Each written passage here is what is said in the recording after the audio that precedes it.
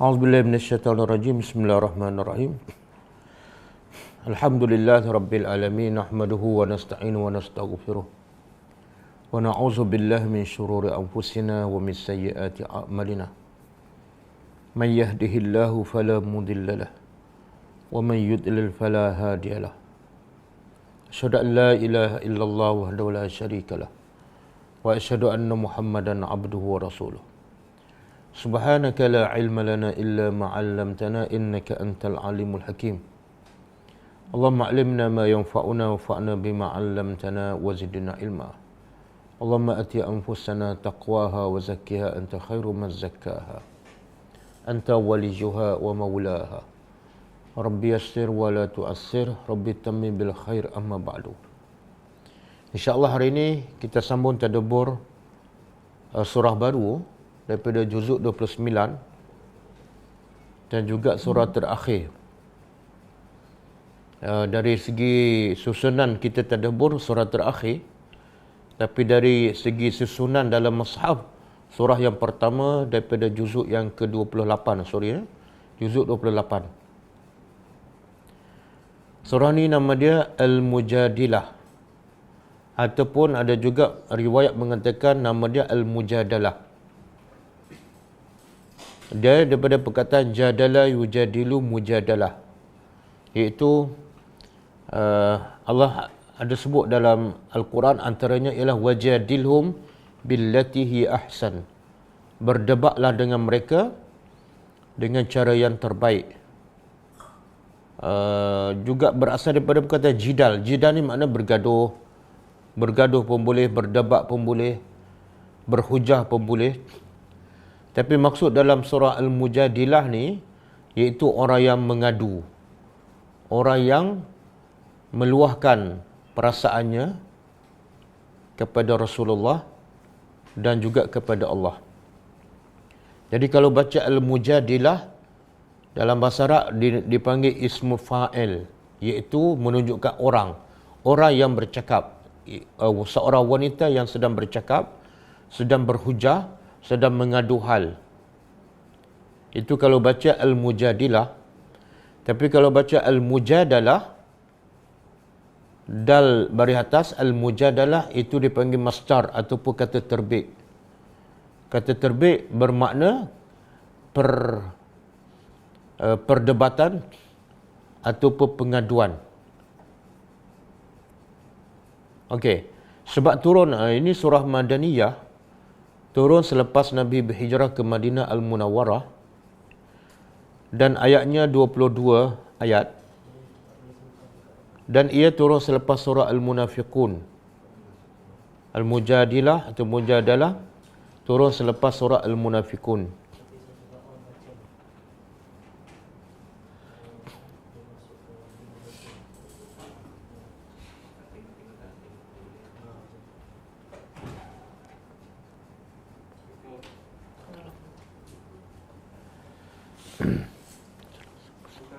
Salam.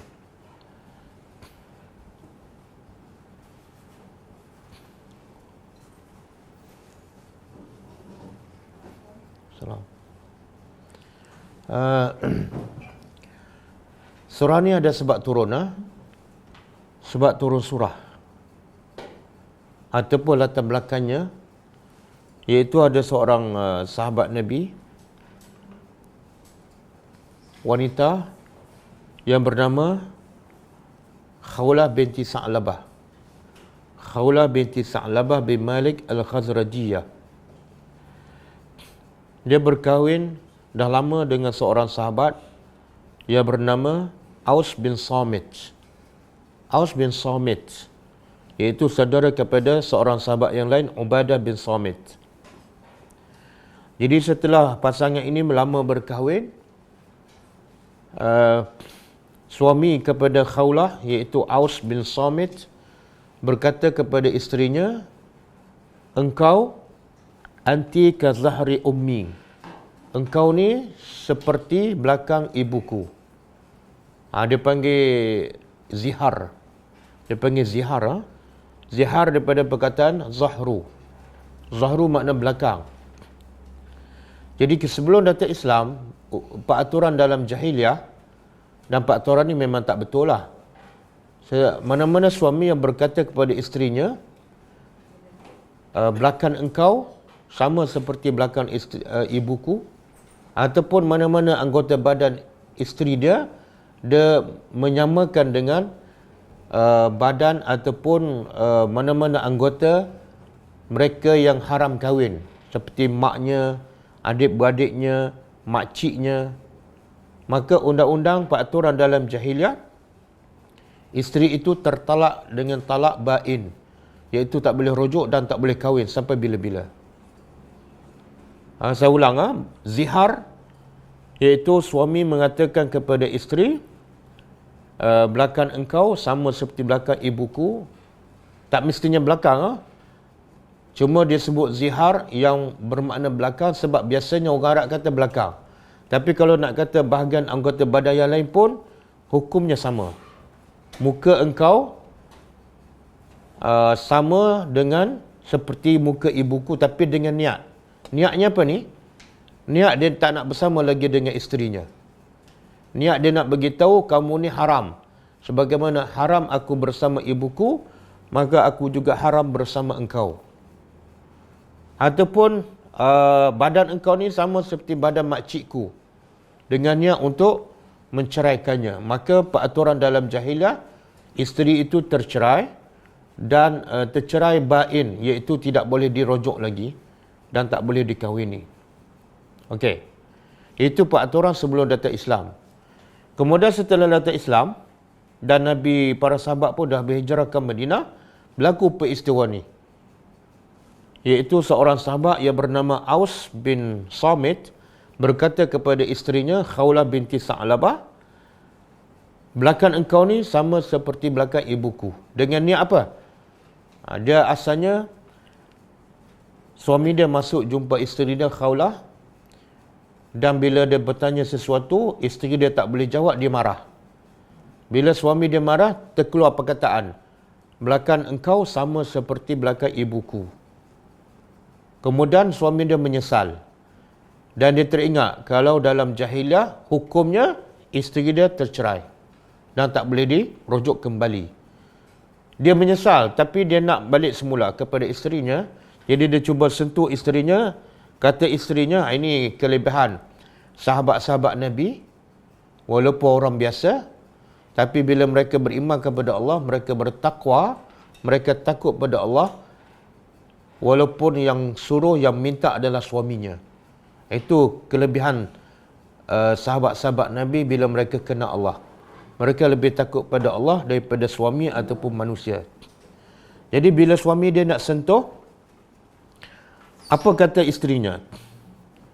Wallazi nafsi biyadihi, demi jiwaku yang berada di tangan Tuhannya, kamu tak boleh sentuh aku, kamu tak boleh bersama dengan aku, sehinggalah Allah dan Rasul memutuskan satu hukum.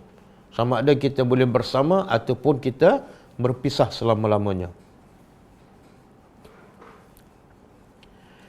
Kemudian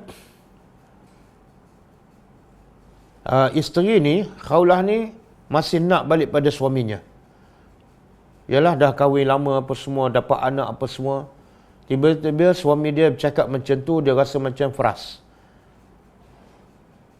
Dia bukan tak suka, tapi benci sekejap, tapi ingat pada kisah lama, dia nak kembali semula. Tapi ikut peraturan jahilah, tak boleh sentuh, tak boleh bersama. Maka Khawlah pergi jumpa Rasulullah sallallahu alaihi wasallam dan dia mengadu pada Nabi, Ya Rasulullah, inna Ausa tazawwajani wa ana syabah maghrubun fiyya. Kata Khawlah, wahai Rasulullah, Aus suami aku ni mengawini aku ketika aku masih muda, ketika aku masih ada tarikan. Tapi manakala umur aku telah tua dan perut aku pun dah berkedut sebab melahirkan ramai anak, maka tiba-tiba dia berkata, belakang aku sama seperti belakang maknya. Jadi kenapa ni, wahai Rasulullah? Ada tak solusi untuk aku kembali semula kepadanya? Maka Nabi kata apa? Dalam riwayat mengatakan, faqala alaihi salatu wassalam, wallahi ma umirtu fi sya'niki bi syai'in hatta al-an. Nabi kata, sehingga sekarang tak ada satu ayat pun yang turun yang memutuskan untuk menyelesaikan masalah kamu dan suami kamu. Tak ada ayat. Jadi aku tak boleh nak jawab apa. Dan ada juga riwayat mengatakan, sehingga sekarang tidak ada ayat, maka balik pada hukum jahiliah. Apa dia? Kamu dah terpisah, tercerai. Tapi itu riwayat yang dhaif lah, Nabi tak sebut. Yang sahihnya Nabi tak sebut macam tu.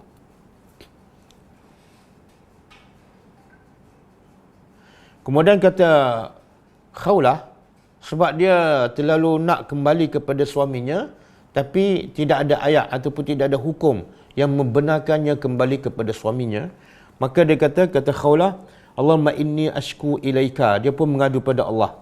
Wahai Tuhan, aku mengadu pada engkau syiddata wihdati. Betapa sunyinya aku duduk sorang-sorang.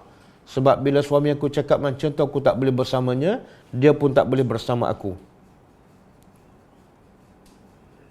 Wa ma yashukku alayya min firqihi. Dan betapa sukarnya bila aku berpisah dengan suamiku. Dalam riwayat lain dia kata, ashku ilallah faqati wa syiddata hali. Dalam riwayat lain kata Khawlah, dia mengadu pada Allah. Wahai Tuhan, aku mengadu pada engkau betapa sedihnya, betapa menderitanya aku bila berpisah dengan suami. Dan kata Khawlah lagi, wa innali sibyatun sighara. Dia mengadu pada Allah, sesungguhnya aku ada sibyah, anak-anak kecil. In damamtuhum ilaihi, sekiranya aku serahkan anak-anak aku ni kepada suami aku yang ikut undang-undang jahilah dah telah menceraikan aku, apa akan berlaku pada anak? Da'u, mereka akan rusak. Ini penting ni, ini hadis sahih. Kalau aku serahkan anak-anak aku yang masih kecil kepada bapa, kepada suami aku, anak aku akan rusak. Dan wa in damamtuhum ilayya, dan kalau aku ambil anak-anak aku dan aku bela tanpa suami, anak-anak aku akan jauh kelaparan. Ya Allah, tengok kefahaman seorang isteri, seorang wanita di zaman Rasulullah. Apa yang dia faham ni? Dia kata kalau aku ambil anak aku dan aku bela, anak aku akan lapar. Dan kalau aku serahkan anak-anak aku yang masih kecil kepada suami aku, anak aku akan terbiar. Daripada kata-kata Khawlah ni ada satu kaedah yang besar. Apa dia? Apa dia? Kalau aku serah anak-anak kepada suami, anak aku akan terbiar, rusak akhlaknya. Dan kalau aku yang jaga anak-anak, anak-anak aku pula akan lapar.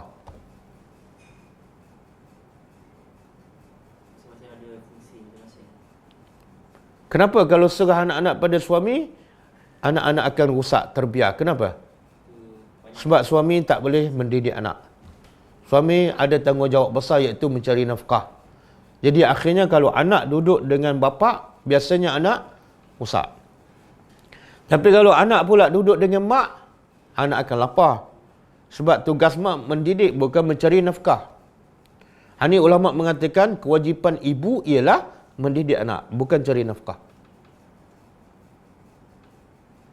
Tengok seorang sahabat biasa, tapi dia faham tanggungjawab dia dan dia faham tanggungjawab seorang bapa. Batulah amat tidak bertanggungjawab kalau suami tak mencari nafkah, isteri pula mencari, mana suami tak bertanggungjawab. Ataupun terbalik, isteri mencari nafkah dan isteri tak mendidik anak. Suami pula duduk kat rumah mendidik anak. Tak betul. Canggah. Sebab Allah jadikan ibu dia sesuai menjaga anak, mendidik anak. Masanya lebih sesuai berada di rumah mendidik anak. Suami pula Allah jadikan dengan sifat seorang lelaki, tanggungjawab dia pergi cari nafkah, pergi bekerja, bagi makan, dan isteri pula mendidik anak.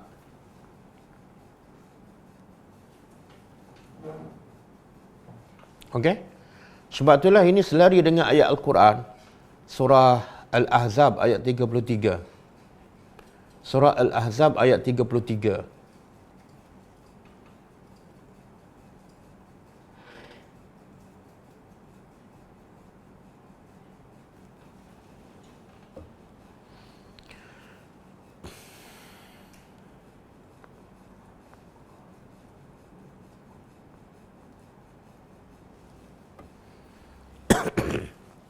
Allah kata apa?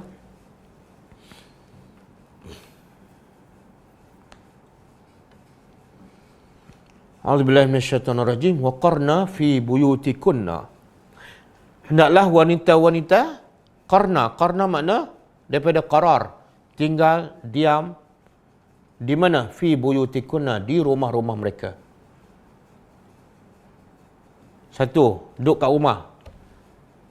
Jangan banyak keluar kecuali ada keperluan. Yang kedua, wala tabarrajna tabarrujal jahiliyatil ula. Bila perlu keluar, jangan berhias. Tabarruj mana jangan berhias, jangan keluar dalam keadaan pakai minyak wangi, bermakeup sampai menimbulkan fitnah. Sebagaimana keluarnya orang-orang jahiliah.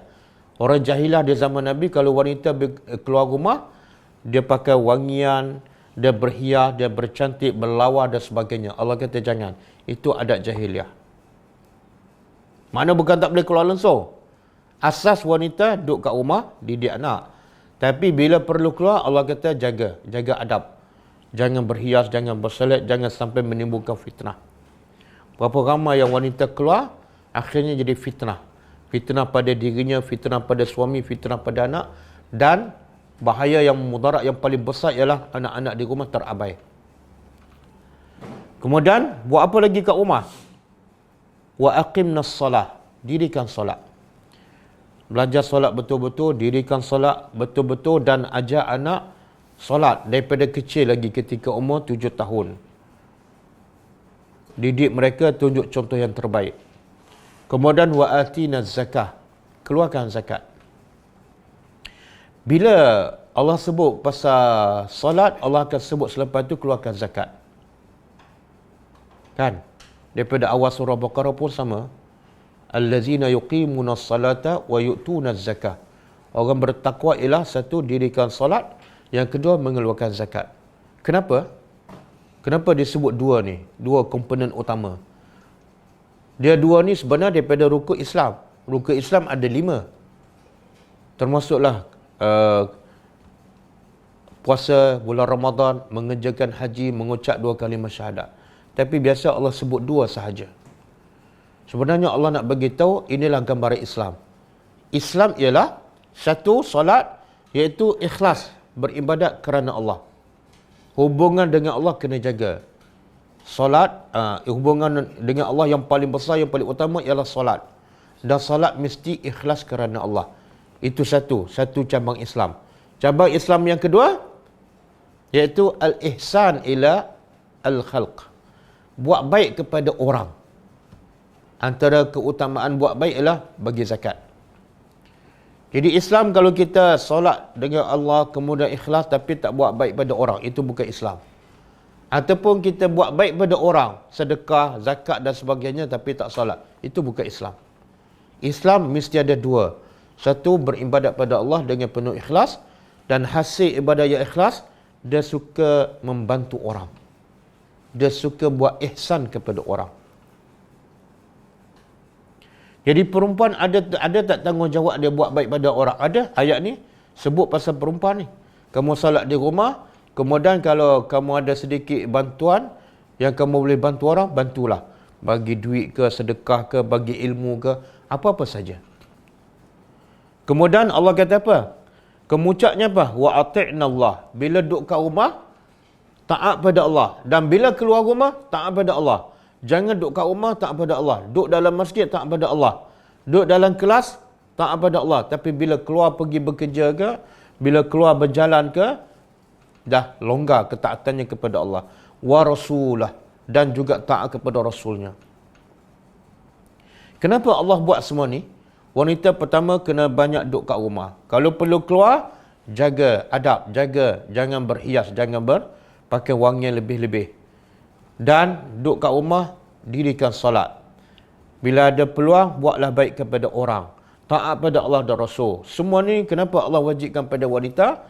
Allah begitu sebabnya, innama yuridullah liyuzhiba ankum rijsa ahlal bait wa yutahhirakum tathira. Sebab Allah nak bersihkan hati-hati. Yang pertama, bukan Allah nak bersihkan pakaian fizikal, tapi yang paling asas Allah nak bersihkan rijsa, kotoran dalam hati-hati manusia, khususnya hati ibu-ibu tu yang berada di rumah. Sebab bila dia keluar tu, cinta dunia, cinta nak tunjuk pada orang, cinta nak berkawan dan sebagainya, akhirnya hati dia kotor. Bila hati dia kotor, dia tak layak untuk mendidik anak dengan cara yang terbaik. Okey? Jadi daripada ayat ni jelas wanita di mana tempatnya. Sebab itulah mungkin ada pelajar tanya saya kan, boleh tak kita berhenti kerja untuk duduk kat rumah? Adakah kita pentingkan diri? Bukan. Bila kita berhenti kerja duduk kat rumah, bukan pentingkan diri. Tak, pentingkan Allah dan Rasul. Yang duduk kat rumah dengan tujuan nak didik anak, dengan tujuan nak menjadi seorang isteri yang bertakwa, seorang ibu yang bertakwa, sebenarnya bukan pentingkan diri, tapi pentingkan Allah dan Rasul. Okey? Yang kita balik pada kisah Khawlah tadi. Apa Khawlah cakap? Kalau anak duduk dengan aku, dia akan kelaparan. Kalau anak duduk dengan bapa, anak akan rusak. Makna apa? Tanggungjawab cari nafkah, bapa. Tanggungjawab mendidik anak, mak. Tapi jangan pula bapa lepas tangan. Jangan bapa lepas tangan. Bapa kena bagi dorongan, tunjuk contoh, bagi motivasi dan sebagainya. Dan kalau kita tengok ayat 34 lagi jelas. Tanggungjawab wanita di rumah. Apa dia? Wazkurna ma yutla fi buyutikunna min ayatillah. Duduk kat rumah buat apa? Bacalah, sebutlah apa yang dibaca daripada ayat-ayat Allah. Baca ayat Allah. Tadabbur ayat-ayat Al-Quran. Di mana? Fi buyutikunna. Alhamdulillah. Nikmat PKP apa dia? Isteri-isteri, ibu-ibu boleh belajar ayat-ayat Allah tadabbur di rumah, online. Jadi tak ada alasan dah nak keluar pergi kelas ke, nak pergi seminar ke, tak ada alasan dah sebenarnya. Saya nampak ini satu hikmah yang paling besar. Allah hantar Corona 19. Iaitu orang masyarakat Islam lebih mudah, lebih besar peluang untuk faham agama, dan mereka faham agama di rumah beza dengan mereka faham agama di luar. Sebab pengalaman saya, bila saya sebelum PKP, saya banyak mengajar di luar. Kan? Dengan saya mengajar kat sini, sangat-sangat berbeza. Iaitu pelajar yang belajar online sangat lebih berkesan. Sebab apa? Satu, dia belajar kat rumah. Bila dia belajar kat rumah, tak ada niat yang selain pada nak belajar je. Betul tak? Tapi kalau belajar kat kelas, di rumah orang, ada macam-macam niat dia. Nak jumpa kawan, sebab ada makan, kan? Bila nak keluar pergi rumah orang pula, dia akan pilih pakaian, kan? Betul tak? Dah lain lah. Sebab itulah, bukan nak kata, tapi memang nak katalah. Kadang-kadang kita mengajar kat rumah kan, setahun, 2 tahun, tanya, bukan yang tahun lepas, yang minggu lepas dia tak tahu dah. Mungkin, wallahualam, saya bukan nak bersangka buruk, tapi bila niat kita tak ikhlas, ilmu tak masuk. Ilmu tak masuk. Dan tak banyak perubahan. Tapi kelas online ni, di rumah, dia tak ada dah niat nak jumpa kawan ke, niat nak menunjuk pakaian ke, niat nak makan ke, niat sambil-sambil nak pergi ke mana, tak ada. Betul-betul niat nak belajar. Itu kesan ikhlas tu akan memberi buah yang sangat mahal. Dan betul saya nampak, berapa ramai student yang belajar tadabbur secara online, memberi feedback pada saya. Dia berubah, dia macam-macam. Sebab keikhlasan tu. Dia betul-betul nak. Bukan sebab orang ajak dah. Duduk kat rumah. Tak payah keluar dah. Dan betul lah Allah kata, bacalah ayat Allah. Di mana? Di fi buyutikunna. Di rumah. Allah tak kata baca ayat Quran, faham Quran di kelas ke, di masjid, tak ada. Wanita di rumah. Min ayatillah wal hikmah innallaha kana latifan khabira. Jadi lepas ni, insya-Allah kalau dah tak ada PKP pun, kita akan teruskan kelas online. Jadi siapa nak belajar tak payah jemput saya. Sebenarnya tak ada alasan dah nak jemput saya, sebab saya boleh masuk rumah anda setiap hari. Siap boleh nampak gambar dan suara pun clear. Dan background pun lagi cantik kan. Kadang-kadang saya berada di Masjid Nabawi kan. Tapi kalau saya mengajar di rumah anda, background dia, dinding rumah anda sahaja. Tak akan berubah kan. Okey, kita balik pada kisah Khawlah. Jadi Khawlah ambil kata-kata ni. Apa kata Khawlah? Kalau anak duduk bersama aku, anak akan jadi apa? Lapar. Makna apa? Sebab aku tak boleh nak cari nafkah. Tugas aku mendidik anak. Bila suami tak ada dan tak ada rezeki, anak aku akan kelaparan. Itu perlunya suami. Dan suami kena jalankan tanggungjawab, cari nafkah. Dan kalau anak aku bersama bapa dia, anak aku akan rosak. Sebab bapa tak mampu nak menjaga, nak mendidik anak. Sebab dia ada tanggungjawab yang besar. Okey.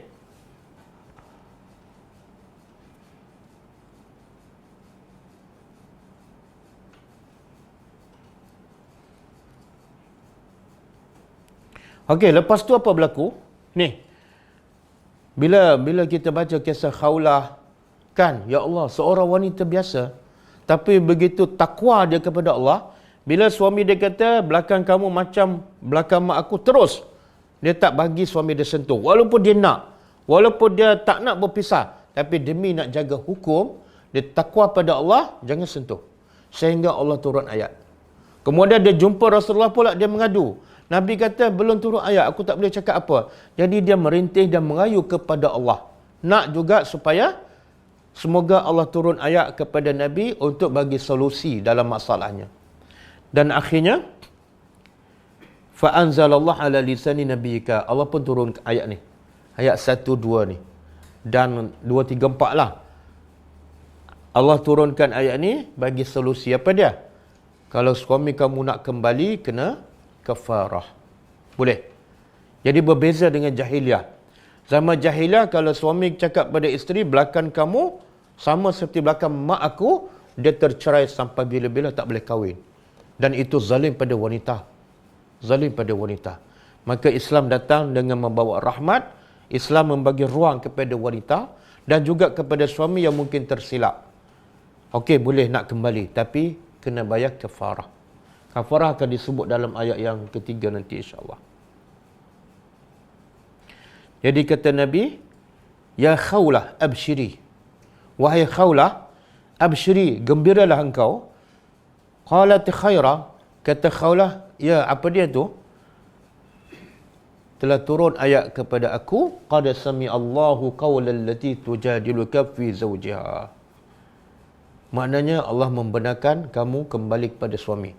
Cuma suami kamu kena bayar kafarah. Apa dia antara pengajaran besar daripada kisah ni?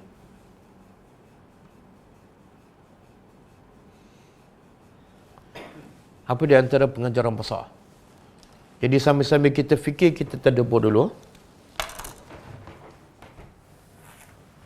Auzubillahi minasyaitonirrajim. Qad sami'a. Qad, sesungguhnya.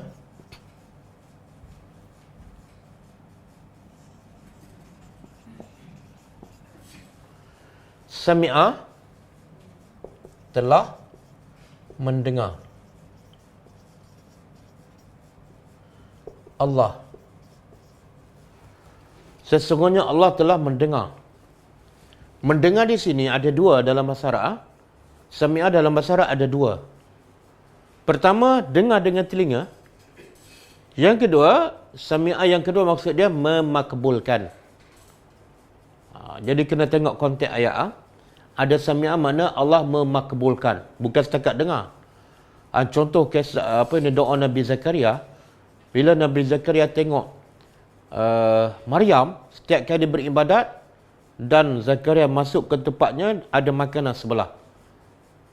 Bila dia tanya Maryam, min aina laki haza, dari mana rezeki ni? Maryam kata, min indillah, daripada sisi Allah. Jadi Zakaria pun terfikir, Allah ni hebat, boleh bagi makanan, rezeki walaupun Maryam tak berusaha. Maka ketika itu Zakaria terfikir, aku nak minta sesuatu yang tak masuk akal, tapi Allah berkuasa. Apa dia? Dia minta untuk dapat anak daripada Allah. Dalam keadaan dia telah tua, isteri dia pula mandul. Kenapa dia minta? Sebab dia tengok Maryam beribadat, tak bekerja tapi dapat rezeki. Maka dia minta apa? Rabbana hablana min azwa, wahai Tuhan, berilah pada kami zuriatan tayyibah, zuriat yang baik. Kemudian last sekali dia kata apa? Innaka Sami'u ad-du'a. Ini surah Maryam. Setelah Nabi Zakaria minta anak, berdoa pada Allah minta anak, di hujung dia kata apa? Innaka, sesungguhnya engkau ya Allah, Sami'u, maha doa.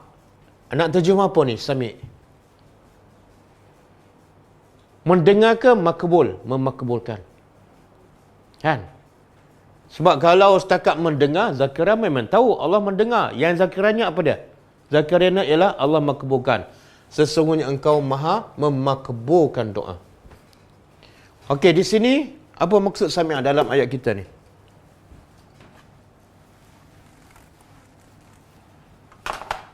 Sesungguhnya Allah telah mendengar. Ada pendapat mengatakan Allah dengar dan juga sekaligus Allah makbulkan. Sebab ayat ni turun sebenarnya Allah nak makbulkan permintaan Khawlah binti Sa'labah. Allah telah mendengar qaul sekali memakbulkan.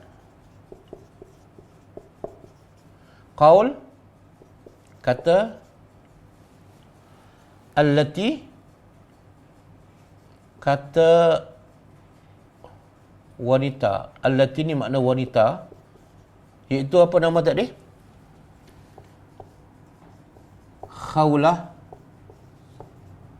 binti Sa'labah. Suami dia Aus bin As-Samit.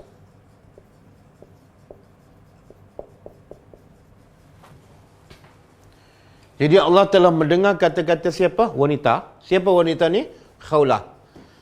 Yang tujadiluka, yang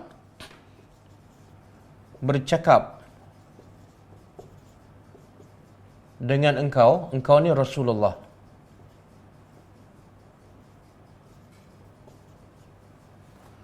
Bercakap pada Rasulullah tentang apa? Apa yang Khawlah cakap pada Rasulullah? Tentang apa? Fi zawjiha, tentang suaminya. Suaminya Aus bin Samit. Suaminya yang menziharkannya. Wa tashtaki, dan dia iaitu Khawlah, tashtaki makna mengadu. Mengadu kepada Allah.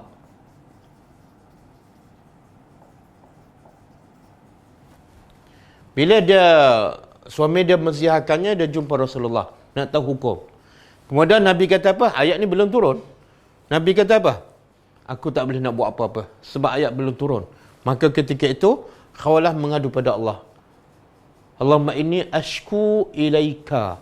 Ya Allah, aku mengadu pada engkau. Betapa sedihnya aku, betapa frasnya aku sebab tak boleh bersama suami. Wallahu, dan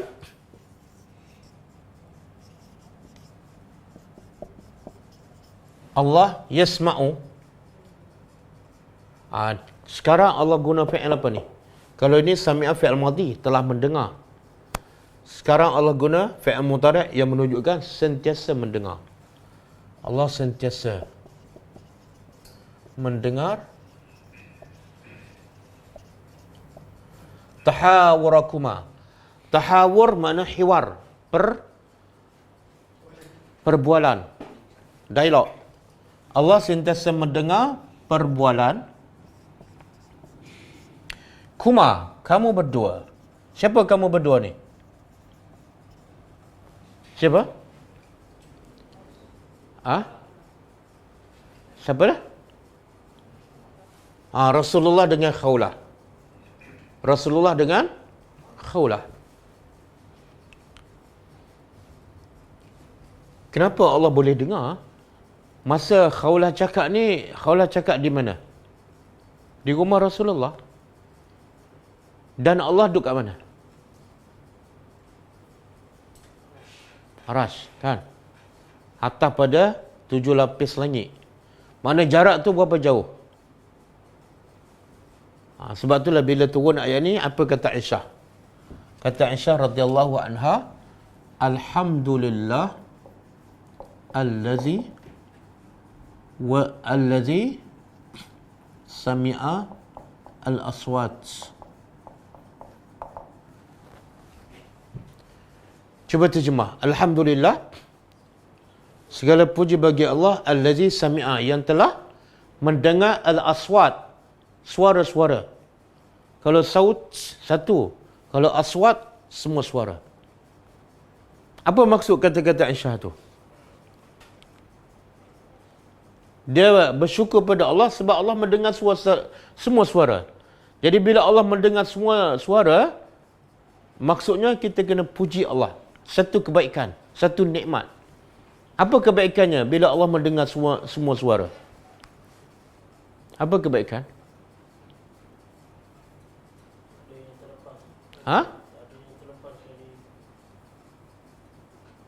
Jadi kalau kita nak mengadu-mengadulah pada Allah, di mana-mana saja kita berada, bila-bila masa, sebab apa?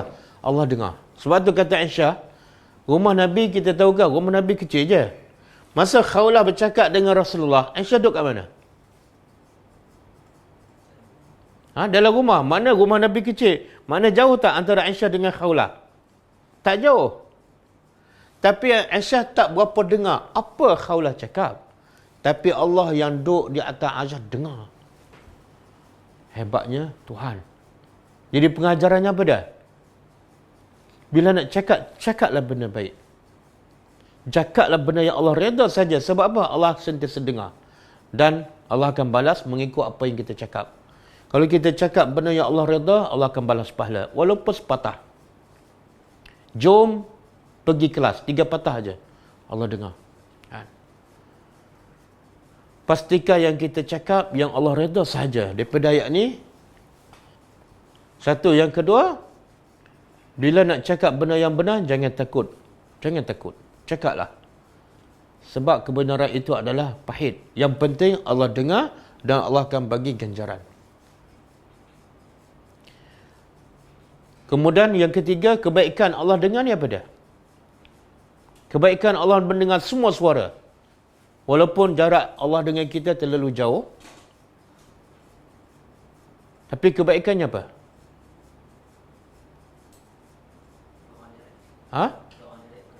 Doa? Cuba tengok, Khawlah ni bukan sahabat yang hebat, bukan tokoh besar. Tapi Allah dengar tak dia? Itu rahmat Allah. Kita kalau pemimpin biasa dia dengar cakap siapa? Ketua bahagian kan. Lepas tu JKK dia jangan dengar kalau ahli biasa. Tapi Allah dengar siapa ni? Khawlah, orang biasa. Menunjukkan rahmat Allah tu bukan setakat kehebatan Allah dengan semua suara. Tapi Allah tak pilih siapa. Siapa yang nak cari dia, siapa nak mengadu dia, walaupun orang kampung, walaupun buruh kasar, walaupun pengutip sampah. Itulah Allah. Untung. Sebab tu Aisyah kata apa? Alhamdulillah. Ni orang biasa ada masalah dengan suami, cakap pada Nabi, Allah dengar dan Allah jawab. Jadi jangan kita rasa putus asa dengan rahmat Allah. Jangan. Apa saja masalah terus mengadu kepada Allah. Kita nak mengadu pada ustaz, boleh. Tapi ustaz bukan boleh menyelesaikan masalah kita. Ustaz hanya boleh menunjukkan jalan.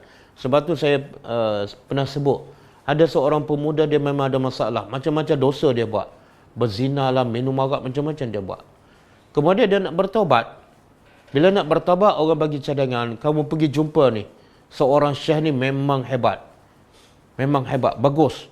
Jadi cerita masalah kamu pada syekh ni. Bila dia pergi jumpa syekh, dia nak mengadu masalah dia. Syekh ni jawab apa? Dia kata, nak tak aku tunjuk pada kamu seorang yang jauh lebih baik pada aku. Dia mendengar semua masalah. Dan dia bukan setakat mendengar, dia boleh selesai semua masalah. Nak tak aku tunjuk pada kamu orang tu? Kawan ni ingat syekh ni yang boleh selesai masalah dah. Maka pemuda ni tanya, nak siapa? Bangun malam mengadu pada Allah. Sebab apa? Allah sami'a semua suara. Bukan setakat mendengar, tapi Allah memakbulkan. Tengok, rahmat Allah kepada orang biasa, dengan sebab dia mengadu pada Allah, Allah dengar, Allah jawab. Satu. Yang kedua, Dengan sebab dialah keluar satu hukum yang boleh selesai masalah orang ramai. Bukan dia seorang ni. Betul tak? Siapa lagi yang selepas ni dizihar oleh suami, ada hukum boleh selesai masalah. Punca apa? Punca khaulah. Besar tak pahala dia? Itu hasil pada orang yang bertakwa kepada Allah.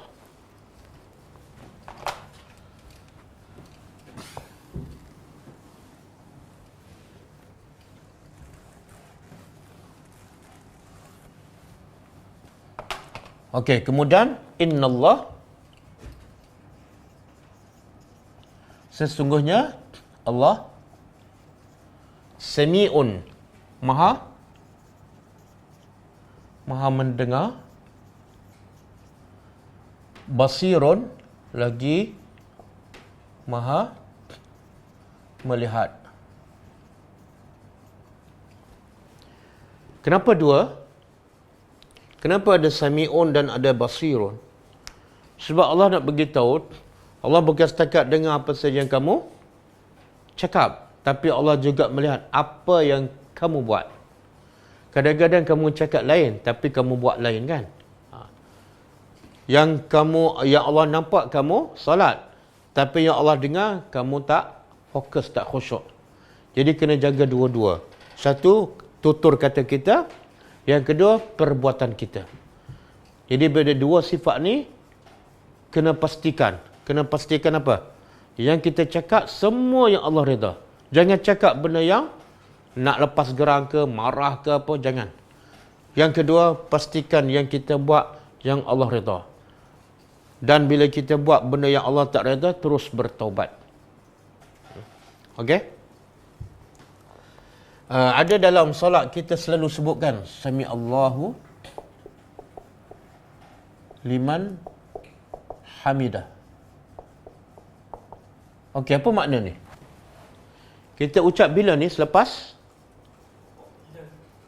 bangun daripada rukuk, kan? Okey, apa maksud ni? Ini sami'a juga ni. Allah maha mendengar. Dengar apa ni? Liman, bagi siapa yang memujinya. Ya, kita bila solat, kita banyak puji Allah, kan?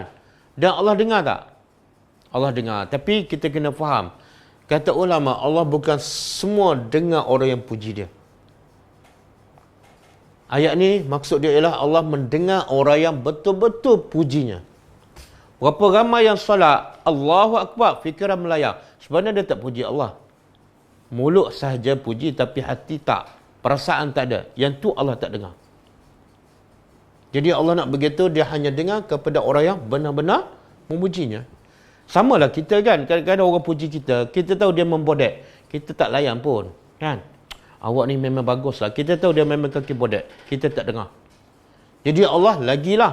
Allah tahu tak ada orang salat dan sebut Allahu Akbar, Subhanallah, tapi fikir dia melayang.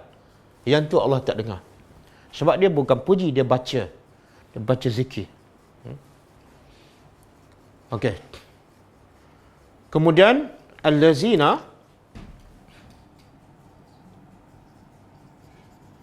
orang-orang yang mereka yuzahiruna.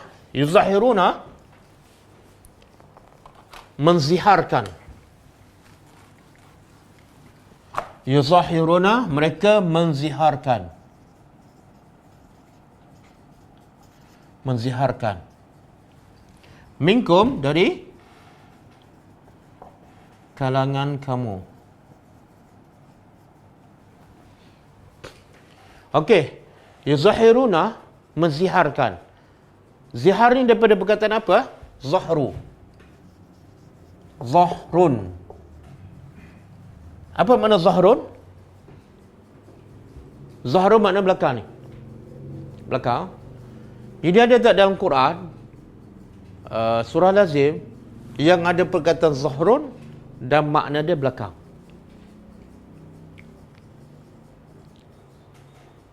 Dalam surah Lazim, perkataan zahrun maknanya belakang. Ada tak? Alam nashrah laka sadrak wa wada'na anka wizrak allazi anqadha zahrak. Allazi anqadha zahraka. Allah kata kami dah lapangkan hati engkau dan kami wada'na anka wizrak, kami angkat bebanan yang allazi anqadha, yang membebankan zahrak, belakang engkau. Apa-apa masalah kadang-kadang ataupun dosa kan, Allah kata dosa tu ataupun masalah memberatkan belakang kita sebagai simbolik. Kita kalau ada barang kat belakang, katalah 2 guni beras kan, kita boleh bangun tak? Tak boleh. Sebab apa? Ada benda yang membebankan. Maka begitu juga kalau kita tak boleh solat malam, sebab apa? Ada sesuatu yang membebankan belakang kita. Apa dia? Bukan 2 guni beras, tapi 2 guni dosa yang membebankan belakang engkau. Okey. Jadi apa kaitan dengan zihar? Sebab orang Arab bila dia zihar biasanya dia sebut belakang. Sebab itulah zihar, sebab tu dia panggil yuzahiruna. Dia kata macam ni. Kamu ni, dia kata pada isteri dia, kamu ni belakang kamu sama dengan belakang mak aku. Maka hukumnya pada zaman jahiliah, isteri itu tercerai dan tak boleh rujuk dan tak boleh kahwin sampai bila-bila. Tapi bila datang Islam, memberi ruang. Boleh kembali semula, tapi kena bayar kafarah. Okey? Okey, kalau dia kata kepala kamu ni, dia kata pada isteri dia, kepala kamu macam kepala mak aku. Sama tak hukum dia? Sama hukum. Cuma zihar belakang tu secara kebiasaannya. Dan satu lagi syarat dia, mestilah dia sebut tu dengan niat untuk apa? Untuk tak nak bersama dengan isteri. Tapi kalau dia sebut untuk memuliakan mak dia ataupun memuliakan isteri dia, tak salah. Contohlah, dia kata, makanan kamu ni, masakan kamu sama dengan masakan mak aku. Itu tak apa. Sebab itu memuliakan isteri kan. Ataupun perangai kamu ni cakap lembut sama dengan mak aku. Itu tak salah. Yang salah, dia menyamakan salah satu anggota badan isteri dia dengan anggota badan orang yang haram dia kahwin. Bukan mak saja. Mak cik ke, belakang kamu macam belakang adik perempuan aku. Pun sama. Okey, jelas ha? Dia menziharkan minkum min nisa'ihim, dari nisa' ni mana? Isteri-isteri mereka. Isteri-isteri mereka.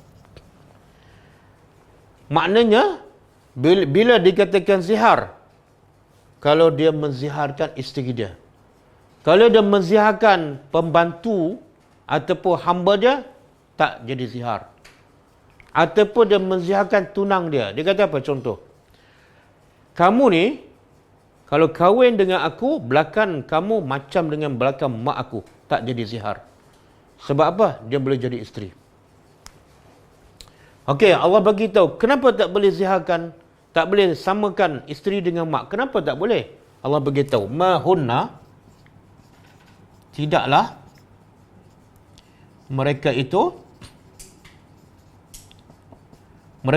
iaitu isteri-isteri, tidaklah ummahatihim, ibu-ibu mereka. Kenapa haram menyamakan isteri dengan mak? Sebabnya Allah kata isteri kamu bukan mak kamu. Isteri kamu tak pernah pun melahirkan kamu. Jadi kedudukan berbeza. Mak kamu melahirkan kamu, kamu kena hormat dia. Kena cakap dia. Kena dengar cakap dia. Tapi isteri kamu tak melahirkan kamu dan kamu tak perlu taat pada dia. Kemudian Allah beritahu kemuliaan ibu. In ummahatuhum, tidaklah ummahatuhum, ibu-ibu mereka yang mereka ziharkan, tidaklah melainkan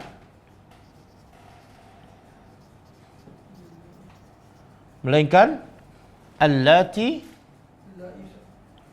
kan, melainkan yang waladnahum, yang mereka itu melahirkan mereka. Mereka tu ibu melahirkan suami-suami mereka. Jadi satu benda yang tak masuk akal, kamu samakan mak yang melahirkan kamu dengan isteri yang tak melahirkan kamu. Kamu samakan mak yang banyak jasa pada kamu dengan isteri yang tak ada jasa pada kamu, kecuali setelah baru kahwin. Kemudian Allah kata, wa innahum, apa hukum zihar? Sesungguhnya mereka itu la yaqulunna, pasti berkata mungkaran, berkata kemungkaran. Kemungkaran ni apa makna?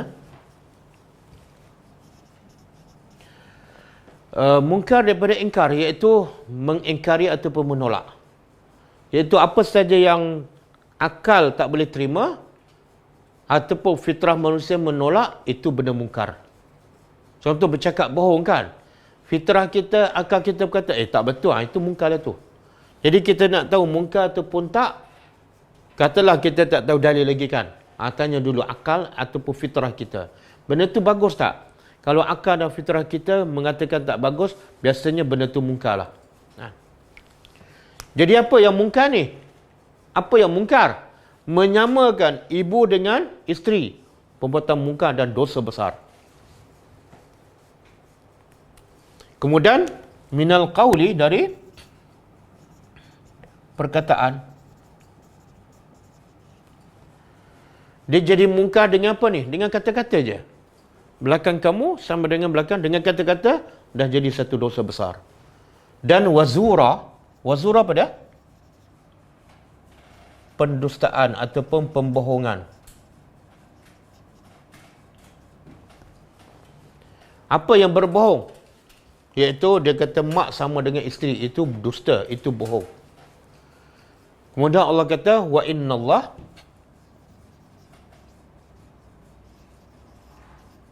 sesungguhnya Allah la'afuwun, pasti afuwun, maha pemaaf, ghafurun, maha pengampun.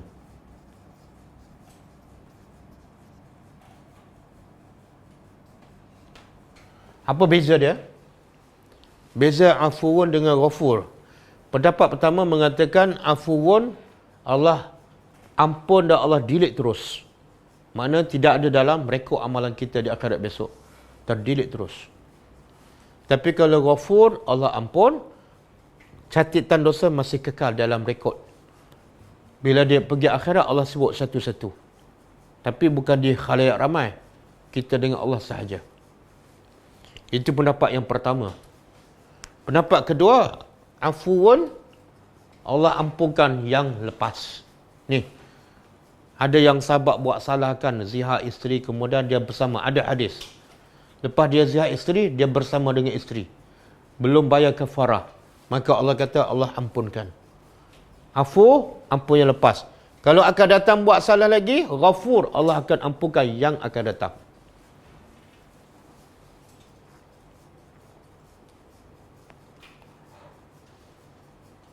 Ada juga pendapat ketiga mengatakan afuun, Allah ampunkan dosa besar, ghafurun, Allah ampun dosa kecil.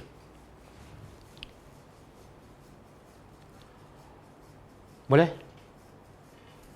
Jadi daripada dua ayat ni, apa antara pengajaran yang kita dapat kutip? Kita cuba fikir dan kita keluarkan pengajarannya.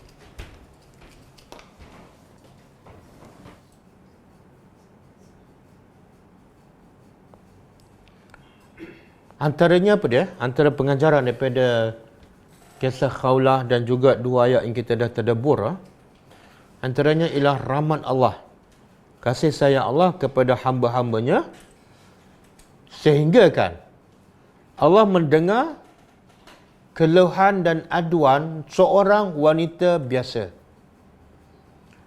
Rahmat Allah dan kasih sayang Allah kepada hambanya, sehingga Allah mendengar keluhan dan aduan seorang wanita biasa yang ditimpa musibah. Dan Allah turun penyelesaiannya segera. Allah turun penyelesaiannya dengan segera. Tak adalah lepas wanita tu mengadu, lepas seminggu baru turun ayat. Tak. Masa tu juga turun ayat. Ya Allah, betapa rahmatnya Allah kepada hamba-hambanya. Apa kelebihan wanita ni? Sehingga Allah mendengar dan Allah terus selesaikan masalah. Allah bagi satu hukum yang menyelesaikan masalah wanita ni. Apa kelebihan wanita ni? Dia bukan tokoh sahabat. Dia bukan Abu Bakar, bukan Umar, kan? Apa kelebihannya?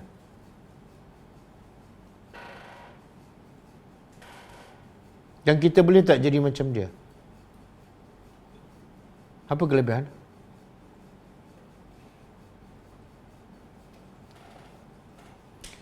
Kelebihan manusia di sisi Allah apa dia? Manusia itu mulia di sisi Allah sebab apa? Sebab sebab takwa. Inna akramakum indallahi atqakum.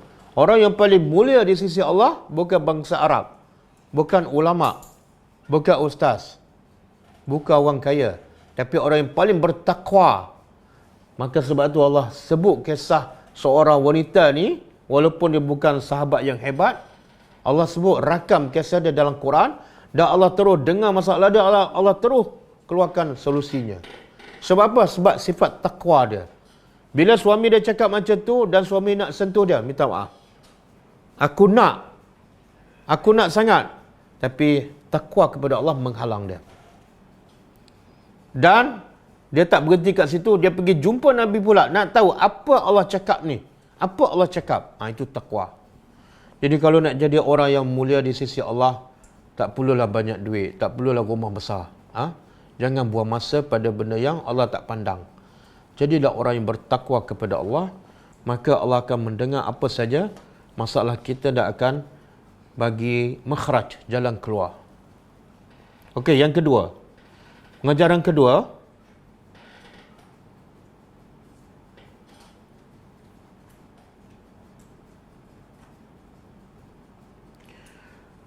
zihar hukumnya haram.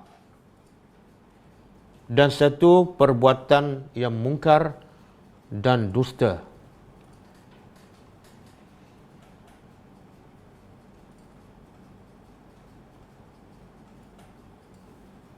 Yang ketiga, zihar hanya khusus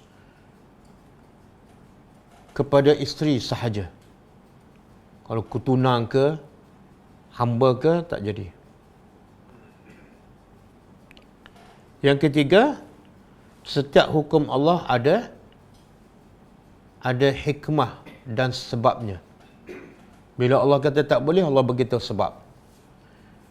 Setiap hukum Allah ada hikmah dan sebabnya supaya manusia lebih mudah menerimanya. Supaya manusia lebih mudah menerimanya. Dia fitrah manusia ni, kalau kita kata tak boleh, dia nak tahu kenapa tak boleh, kan? Tapi kalau kita kata tak boleh, dia tak tahu sebab. Susah dia nak amalkan perintah tu. Sama juga, Allah suruh solatkan, ada hikmahnya. Tapi kalau kita suruh anak kita solat, kita tak bagi tahu sebab. Kenapa kena solat? Apa kebaikan? Kita tak bagi tahu. Maka solat tu akan menjadi berat pada mereka. Tapi sekolah, pergi sekolah setiap hari, pergi pagi balik tengah hari kan, kadang-kadang sambung sampai ke petang. Setiap hari, 5-6 tahun. 11 tahun sampai sekolah menengah. Jadi mudah walaupun lebih susah pada solat. Kenapa? Sebab dia tahu. Sebab apa? Kena pergi sekolah. Apa kebaikannya? Dia tahu. Maka setiap hari dia boleh bangun pagi kan. Kadang-kadang kita bangga anak kita. Oh, anak saya ni sejak tahun 1 lagi mudah bangun awal. Tak payah kejut. Tapi jarang ibu berbangga. Anak saya umur 7 tahun dah bangun subuh tanpa dikejut. Kan? Sebab tak tahu apa tujuan solat. Okey, yang ketiga. makruh seseorang suami memanggil isterinya dengan gelaran orang yang haram kahwin.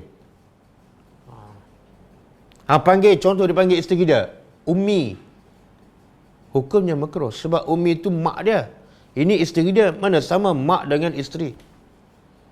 Panggil Ummi kan, ataupun panggil apa? Ukhti. Dia panggil isteri dia tapi ya ukhti. Sebab ukhti itu lebih kepada makna adik-beradik. Adik-beradik haram kahwin. Hukumnya makruh.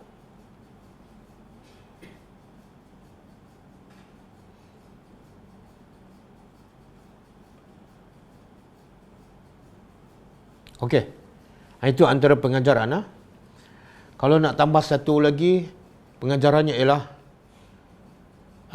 Allah tu maha mendengar. Maka bila nak bercakap, pastikan cakap apa yang Allah redha sahaja. Allah tu maha mendengar.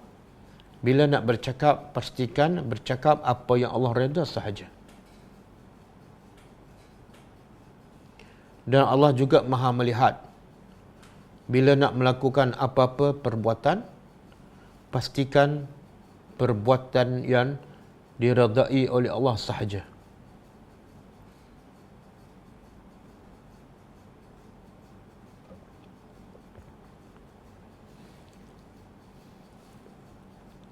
Okey, cukup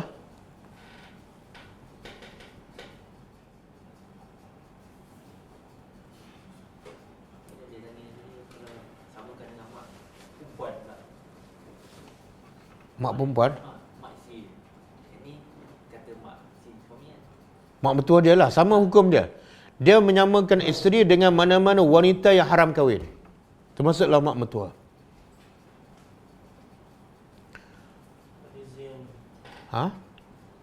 Dalam Islam tempat wanita di rumah. Yelah, itu yang paling asas. Tapi kalau kat rumah pun anak tak ada, anak pun dah besar, dan dia ada peranan di luar boleh berdakwah kepada sama-sama wanita, keluarlah ketika itu. Islam tidak rigid. Bila tak boleh keluar tu sampai bila-bila tak boleh keluar. Bukan. Bagaimana dengan wanita keluar rumah untuk pergi berdakwah sedangkan suaminya mampu memberi nafkah? Tak apa. Kalau berdakwah khususnya kepada sesama wanita, bagus. Isteri sahabat pun ada berdakwah. Aisyah radhiyallahu anha pun banyak menjawab soalan sahabat lelaki. Itu juga berdakwah. Bahkan ada isteri sahabat yang pergi berperang. Tapi peranan dia bukan berperang lah. Peranan dia merawat yang sakit, yang cedera. Bila dia perlukan dan dapat menjaga batas-batas aurat, pergaulan, adab, dibolehkan keluar. Sebab tu Allah kata perempuan duduk kat rumah. Tapi bila perlu keluar, jangan berhias. Maknanya bukan tak boleh keluar langsung.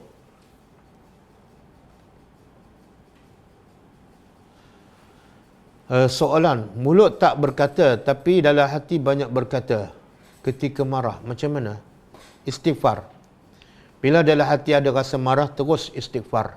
Dan teruslah ingat kepada sifat ahli syurga. Sifat ahli syurga ialah boleh kontrol marah. Bila aku tak boleh kontrol marah, bila aku nak jadi calon ahli syurga? Surah Ali Imran ayat 133 kan? Ciri-ciri ahli syurga ialah al-kazimin al-ghaiza. Boleh tahan marah. Bila tak boleh tahan marah tu, susahlah. Makruh seorang suami panggil isteri dengan nama gelarannya.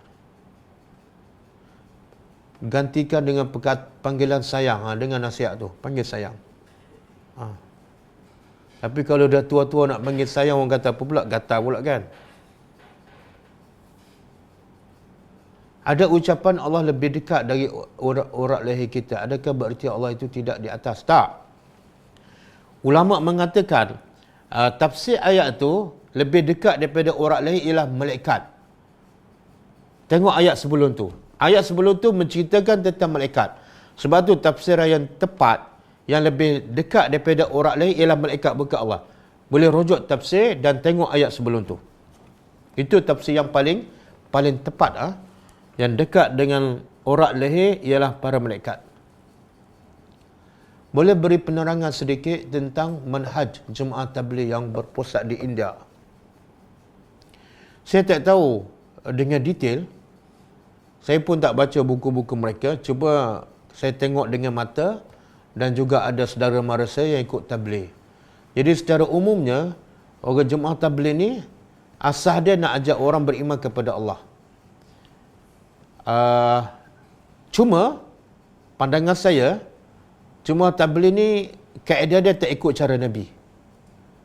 Kaedah Nabi, sebagaimana Allah turun ayat pertama, Iqra, baca, belajar dulu, faham agama, faham Al-Quran, faham sunnah. Lepas tu, barulah pergi berdakwah. Sebab tu Allah kata, balighu anni walau ayah. Sampaikan daripada aku, makna pergilah berdakwah setelah kamu ada ayat, setelah kamu faham. Kadang-kadang orang tabligh tak faham apa-apa lagi, terus dah keluar 3 hari. Kan? Dan Allah juga sebut dalam Quran, ya ayyuhallazina amanu qu anfusakum wa ahlikum nara. Wajib kamu jaga diri kamu dan ahli isteri kamu daripada api neraka. Jadi cari ilmu, didik anak kamu, didik isteri kamu supaya mereka tidak buat maksiat. Supaya mereka mentaati Allah. Lepas tu pergilah berdakwah. Jangan kamu keluar berdakwah dalam keadaan isteri kamu buka aurat, anak-anak kamu tak salat. Itu menyanggahi perintah Allah Subhanahu Wa Taala. Sebab itulah, bagi saya secara umum jemaah tabligh ni bagus. Dia memenuhi sebahagian aspek dakwah. Iaitu ajak orang pergi masjid. Bagus. Tapi kekurangannya ialah dia tak menggalakkan orang mendalami ilmu. Sekadar membaca buku fadilat haji, fadilat solat, fadilat sedekah. Tapi kewajipan mendidik anak, dia tak belajar. Hadis-hadis sunnah-sunnah Nabi, doa-doa harian, tak belajar. Tak belajar secara mendalam maksud saya. Lepas tu kadang-kadang orang tabligh ni, dia cepat berubah dari segi apa? Bila masuk tabligh, dia cepat berubah dari segi apa? Image, pakaian. Tapi kadang-kadang akhlak pun susah nak berubah. Wallahu alam. Kalau isteri panggil suami dengan panggilan ayah ke abah, tak dibolehkan, makruh lah, makruh. Kan ayah kita ada. Cuba bayangkan ayah kita dengar. Kita panggil suami kita ayah, dia rasa apa? Bila suami kamu jadi ayah kamu? Aku yang membesarkan kamu kan. Islam sebenarnya nak jaga perasaan tu. Walaupun nampak simple je. Kadang-kadang kita sebagai ayah terasa, aku dia nak panggil ayah pun susah kan. Tiba-tiba dapat suami 3 hari tunggu panggil ayah. Islam jaga perasaan tu. Sebab itulah salah satu sebab bila kita masuk Islam, revert kan.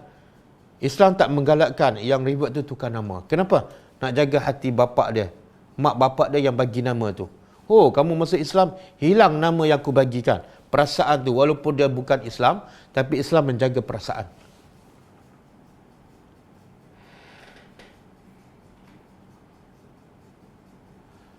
Boleh tak kita jawab seruan azan sedangkan kita sedang mandi? Dan kita jawab dalam hati. Tak, bila orang nak azan jangan mandilah. Orang nak azan baru nak mandi, lepas tu nak jawab dalam bilik mandi. Tak boleh lah. Jangan, tak boleh masa mandi tak boleh. Tambah-tambah kalau kita mandi bogel kan, lagi tak sesuai. Dan dalam bilik air tak boleh sebut nama Allah.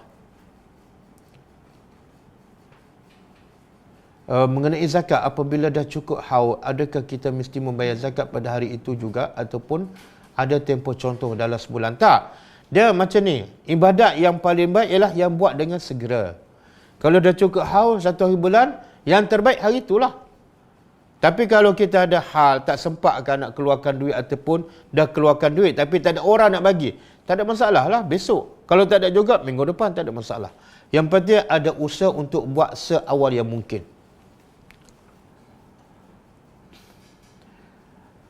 Nama apakah yang terbaik si suami untuk memanggil si isteri? Contohnya yang... jangan tanya saya masing-masing ada bahasa sendirilah. Dia sebenar, jangan tanya orang. Tanya isteri kita. Isteri kita suka panggil apa? Kan? Kita nak panggil isteri kita, tapi tanya ustaz. Yang ustaz bagi isteri tak suka. Ambillah. Kenapa panggil saya macam ni? Ustaz suruh. Bila pula ustaz jadi suami saya? Jadi tanya isteri apa dia suka. Kalau dia suka darling lah. Ustaz, bagaimana pula kebiasaannya pasangan mereka memanggil contoh mama ataupun papa? Samalah, mama tu mama ke, papa ke, ibu ke, bapa ke, ayah ke, dia hukum dia makruh bukan haram. Sebaik-baiknya elakkan. Ada hadis kursi Allah mengikut sangkaan hamba-Ku. Setengah ustaz bersyarah bermaksud dengan contoh, jika hendak manis tambah gula, bukan garam. Atau hendak keadilan, pilihlah orang yang faham agama, bukan sebaliknya. Tak, maksud hadis kursi itu, Allah berkata, aku mengikut sangkaan hamba-Ku padaku. Maksud dia macam ni. Kalau hamba-Ku berfikiran negatif padaku, ataupun pada musibah yang menimpa dia, Allah nak berkata apa? Jadi tak baiklah. Tapi kalau hamba-Ku berfikiran positif, bersangka baik pada aku, benda yang tak baik pun akan jadi baik. Contohlah, dia kahwin tak dapat anak 10 tahun, kemudian dia sangka apa? Ya Allah, kenapa engkau tak bagi anak pada aku? Dia sangka buruk pada Allah. Jadi buruklah. Tapi kalau dia kahwin 10 tahun tak dapat anak, dia bersangka baik pada Allah. Semoga aku tak dapat anak ni banyak kebaikannya.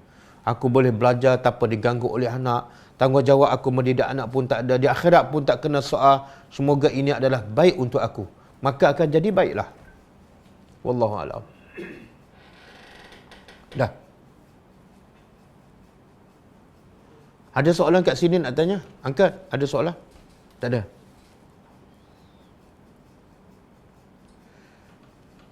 Nak mak dengan bapa tiri saya dah berpisah. Jadi bekas bapa tiri saya nak tinggal dengan saya. Adakah boleh? Apakah status saya dan bekas bapa tiri saya? Okey, ini masalah ni saya lupa apa jawapannya, nanti saya cek balik. Apa ni? Flori. Oh, susahnya nama. Ni Melayu ke Portugis ke? Boleh PM saya? Boleh PM saya? Saya lupa jawapannya. Boleh jelaskan beza bid'ah dan... Tak, bid'ah ialah benda yang baru. Sebab tu ada ayat badi'us samawati wal ard. Badi'u makna Allah mencipta langit tanpa ada contoh sebelum tu. Jadi apa-apa saja yang baru, yang tidak ada contoh daripada Nabi, dia panggil bid'ah. Okey. Khilafiyah ialah perbezaan pendapat. Dia bukan benda bid'ah. Benda tu ada dalil, tapi ulama berbeza fahaman. Sebab ulama ni manusia, berbeza ilmu, berbeza pengalaman, berbeza ilmu, maka hasilnya berlakulah khilafiyah. Tapi yang khilafiyah tu bukan mestinya bid'ah. Contohlah, laki satu perempuan, mazhab Syafi'i batal. 3 mazhab lain tak batal. Itu dia panggil khilaf, bukan bid'ah, bukan bid'ah. Wallahu alam. Kalau isteri cakap, misal suami macam bapaknya, misal macam bapak ke misal macam misal bapak ni, jatuh hukum zihar? Tak jatuh. Tak, tujuan dia apa dia? Dia bukan nak mengharamkan hubungan suami isteri. Dia hanya nak bagi tahu je, misal abang ni sama dengan misal salin tak tumpah, ada 10 horak je. Itu tak jatuh, bukan zihar tu.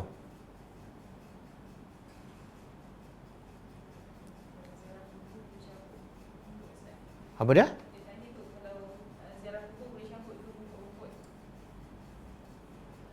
Tak, dia rumput ni kenapa nak cabut?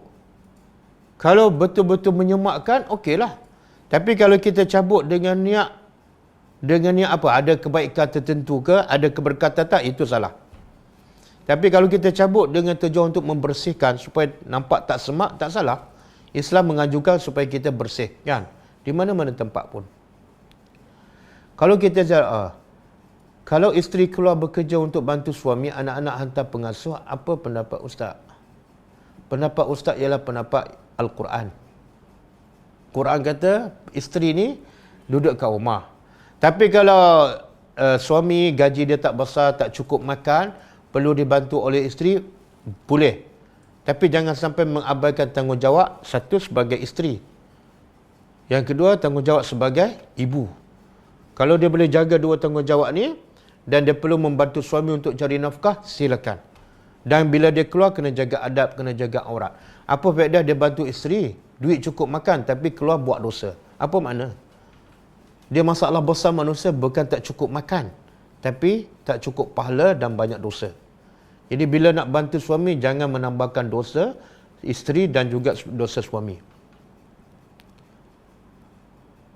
Bolehkah kita hindari orang yang selalu sakitkan hati kita untuk elak kita dari marah? Boleh. Nak hindarkan diri daripada orang yang perangai tak baiklah, maka boleh. Yang haram putus hubungan. Bahkan Nabi menganjurkan pada kita supaya pilih orang yang baik untuk berkawan. Makna Nabi pun bagi tahu kalau orang tak baik jangan berkawan. Nabi kata al-mar'u ala dini khalilihi. Seseorang itu ikut budaya kawan dia. Kalau kawan dia baik, dia akan dapat tempias baik. Kalau kawan dia jahat, dia akan dapat tempias. Maka Nabi kata falyanzur man yukhalilu. Hendaklah kamu berhati-hati dalam memilih kawan. Mana kita ada hak untuk pilih.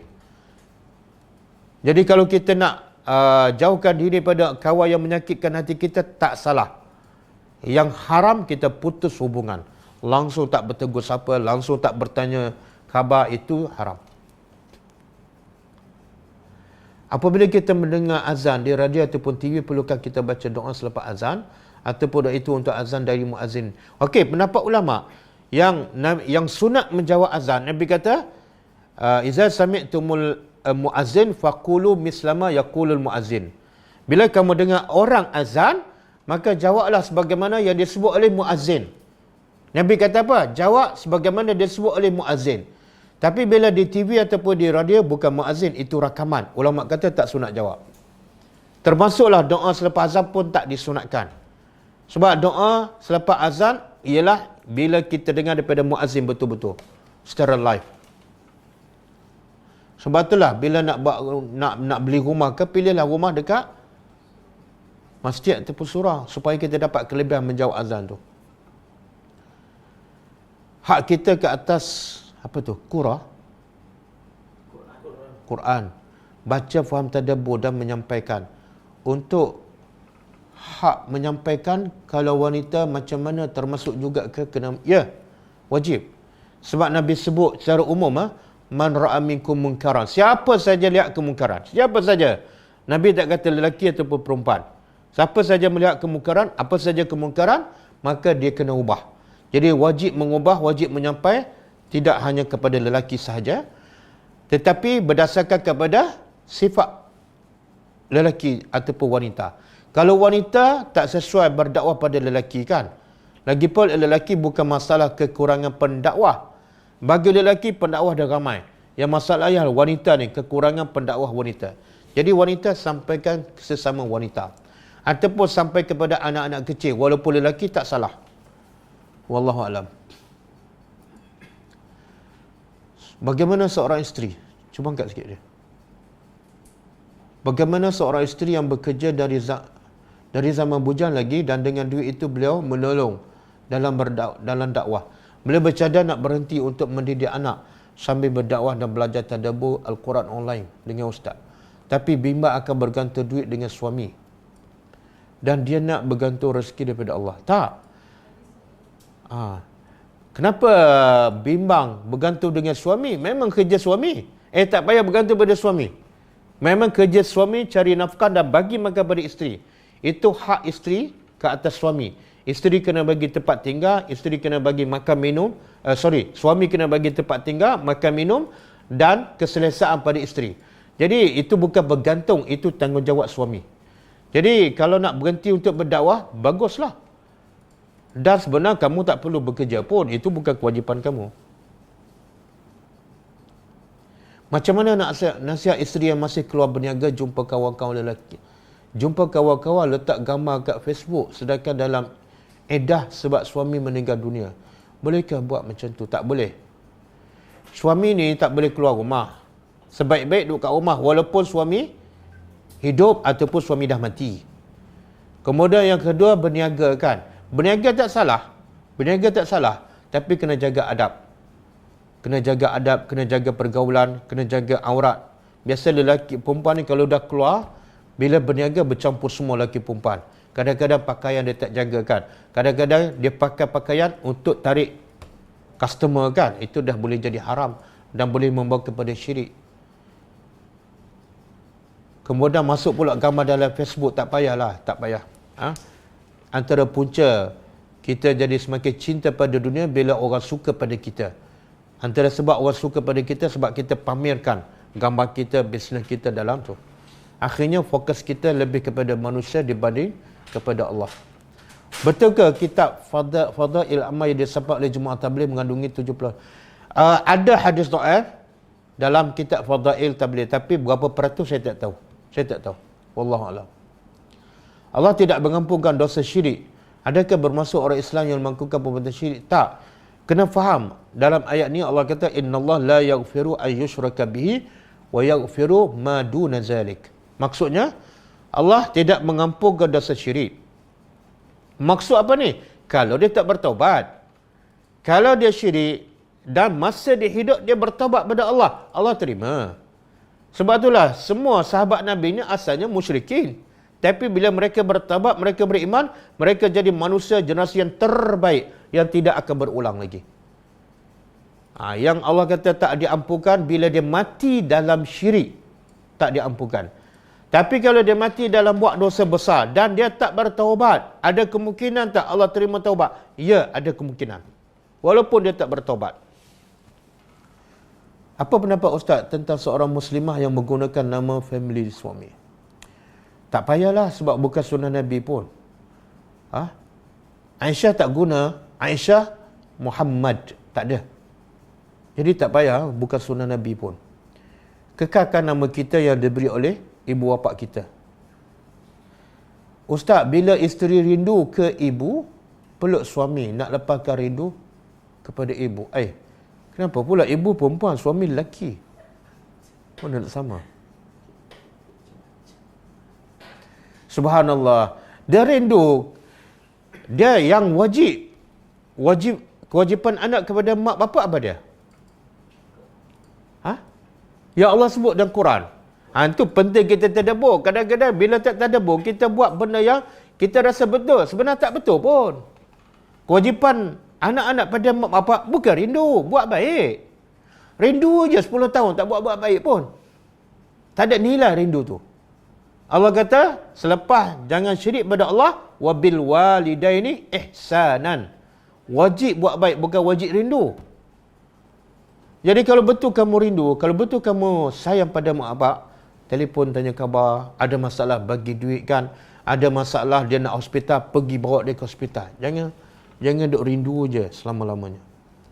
Apalagi rindu pada mak, peluk suami, untunglah suami. Seorang ustaz, masa sujud, adakah yang terbaik untuk buat nak? Ya.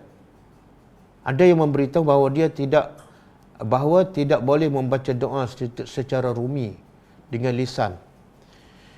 Dua benda yang berbeza. Satu isu dia, bila doa terbaik dalam solat. Itu satu isu. Bila doa terbaik dalam solat? Jawapannya, waktu sujud. Isu yang kedua, boleh tak baca doa dalam rumi? Jawapannya tak boleh. Jadi waktu doa terbaik dalam salat ketika sujud, tapi hendaklah baca doa dalam bahasa Arab. Kata ulama, kalau tak boleh juga bahasa Arab, tak hafal, maka boleh berdoa dalam hati dalam bahasa Melayu. Wallahu a'lam. Dah. Membahasakan anak tu jadi lekat panggil mama, papa. Hilang sudah sayang, darling. Ustaz, makna makruh haram ke ataupun makna jika buat tak berdosa? Tak, makruh ni kalau buat tak berdosa tapi Allah benci. Makruh benda yang tak disukai oleh Allah. Jadi jangan kita kata benda tu tak berdosa, kita buat tak. Bila Allah tak suka, sebaik-baik kita elakkan. Macam mana dengan zakat pendapatan Ustaz? Ada yang kata kena keluar, ada pendapat. Okey, ulama beza pendapat lah. Sebenarnya tak ada satu pun dalil daripada Quran ataupun hadis yang wajib keluar zakat pendapatan. Tak ada. Yang mengatakan wajib keluar zakat pendapatan bulanan, antaranya ialah Profesor Dr. Yusuf Qardawi. Dan itu pun dia kias kepada zakat pertanian. Zakat pertanian ni, bila kena keluar, tak perlu cukup setahun. Bila dapat hasil pertanian, kena keluar. Maka dia pun kias dan bandingkan. Kamu dah dapat hasil gaji setiap bulan, bagi yang rumah apa semua, lebih tu kena bagilah. Sama dengan zakat pertanian. Tapi dalil yang betul-betul jelas daripada Quran dan hadis tak ada. Sebab tu ada pendapat ulama kata zakat pendapatan tak ada. Wallahu a'lam. Kalau mengikut ayat tadi, berkiaskan zihar yang suami berkata pada isteri. Bagaimana pula di sebaliknya? Isteri berkata, suaminya seperti bapa sendiri. Dia sebenarnya, Quran ni akan sebut benda yang biasa berlaku. Yang biasa berlaku, suami cakap pada isteri. Kan? Sebab suami ni ada kuasa. Dia boleh menceraikan, dia boleh memula isteri. Tapi isteri tak ada kuasa. Jadi yang biasa bercakap suami. Maka Quran cakap apa yang biasa berlaku lah. Tapi kalau berlaku sebaliknya, wallahu alam, kalau berlaku juga isteri pula cakap pada suami, wallahu alam, saya tak pasti ya, kena cek dulu. Allah mendahulukan sifatnya yang maha mendengar diikuti dengan maha melihat. Apa hikmahnya?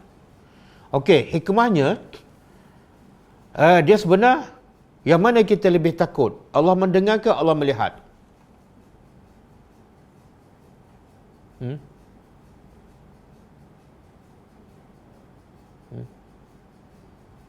Dua-dua kita takut kan? Tapi yang mana lagi menunjukkan kehebatan Allah dan lagi menggerunkan kita? Allah mendengar ke Allah melihat?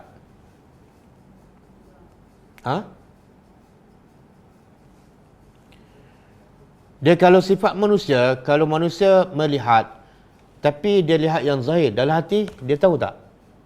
Tapi kalau Allah kata Allah mendengar, Allah bukan dengar yang zahir, yang dalam hati pun Allah dengar. Jadi bila sebut Allah tu maha mendengar, Allah sebut sami'un dahulu, mana Allah nak beritahu apa? Jangan jaga yang kamu cakap di luar saja. Yang dalam hati pun Allah dengar dan Allah melihat. Wallahu a'lam. Tu. Cuba turun sikit. Dah. Dah. Tiap-tiap kali kita infak, kita niat zakat. Contohnya kita infak setiap bulan pada rumah anak yatim. Dan tempat lain secara bulanan. Boleh tak? Boleh je. Tak ada masalah. Dan tak perlu kita lafaz. Yang wajib ialah niat di hati. Kita niat bagi zakat. Cukup. Dan tak perlu kita sebut pada orang tu. Ulama dakwah bila nak datang ke utara Malaysia, insya-Allah pada 9 dan 10 Januari, kita akan pergi ke Penang. Nanti kita akan umumkan, insya-Allah. Dah. Ada ustaz mengajar dan ijazahkan amalan baca surah Duha. Baca 17 kali untuk elak sihir. Betul ke? Tak betul, tak ada dalil. Tak ada dalil. Nabi kata apa? Siapa yang baca surah Al-Baqarah akan dijauhkan daripada sihir, akan dijauhkan daripada gangguan syaitan. Itu hadis sahih. Yang ustaz tu kata 17 kali surah apa tadi? Ad-Duha. Itu tak ada hadis. Dengan cakap Nabi ya. Jangan dengan cakap ustaz sampai kita pinggirkan apa yang Nabi cakap. Macam mana kita nak ikut contoh wanita taqwa seperti Khawlah binti Sa'labah? Dia sebenarnya tengok Khawlah tu, bila ada masalah, dia tunggu apa? Dia cari hukum kan? Hukum tu daripada siapa? Allah dan Rasul. Dan Nabi pula, bila dia Khawlah rujuk pada Nabi, Nabi pun bertakwa. Nabi tak jawab. Walaupun dia Rasulullah, dia tunggu apa? Al-Quran. Makna apa tu? Quran betul-betul satu sumber kehidupan para Nabi dan para sahabat. Mereka bukan setakat baca, tapi mereka anggap Quran menyelesaikan masalah. Maka sebab tu mereka faham dan mereka amalkan. Jadi kalau nak jadi orang bertakwa macam Khawlah, tadabbur ayat Quran satu persatu. Dengar apa Allah cakap. Allah kata buat. Allah kata berhenti. Jadilah orang bertakwa. Kalau kita banyak tak tahu apa yang Allah perintah, apa yang Allah larang dalam Al-Quran, mustahil kita akan jadi orang bertakwa. Sebab makna takwa, dengar cakap Allah, ikut, tinggal larangan je. Macam mana kita nak tahu perintah Allah kalau tak faham apa yang Allah cakap dalam Al-Quran? Wallahu a'lam. Boleh ke isteri panggil suami dengan dah jawab dah. Elakkan. Isteri ada abah kan?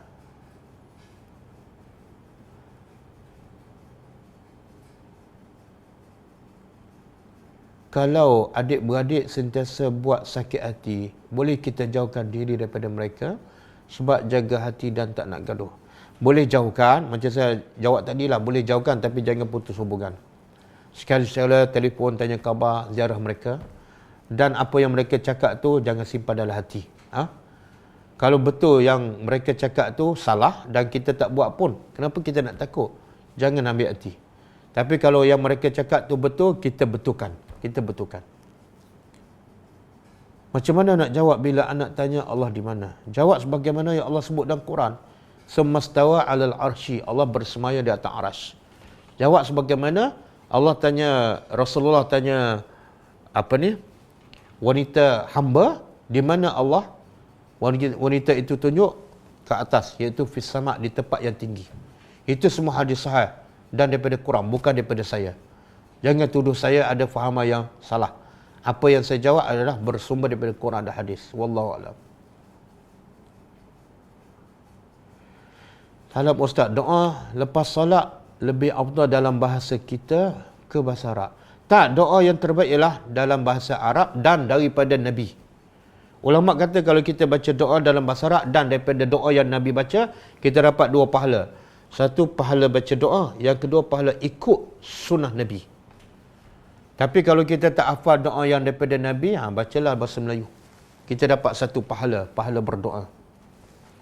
Okey, dah.